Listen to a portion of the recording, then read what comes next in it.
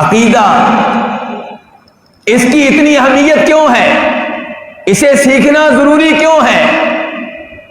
میرے بھائیوں، آپ کوئی بھی علم لے لیں، کوئی بھی فن لے لیں، اس کی اہمیت اس کے موضوع کے اعتبار سے ہوگی۔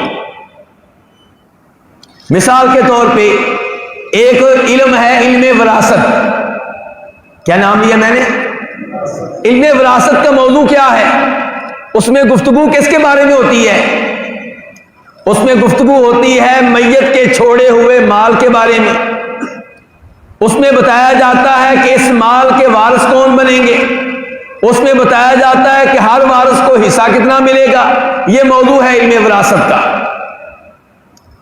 اور عقیدے کا موضوع کون ہے؟ عقیدے کا موضوع خود اللہ تعالیٰ ہے۔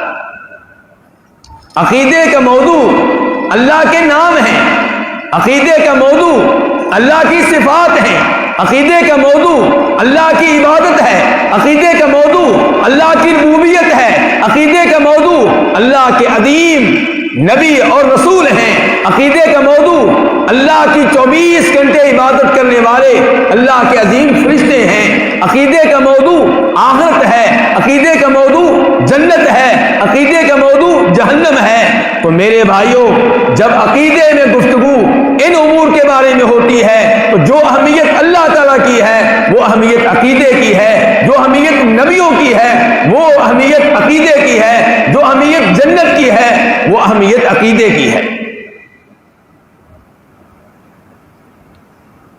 تو اس سے کیا پتا چلا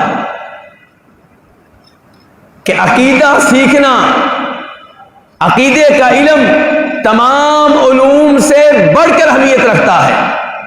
کوئی ایسا علم نہیں ہے جس کی اہمیت عقیدے سے بڑھ کر ہو۔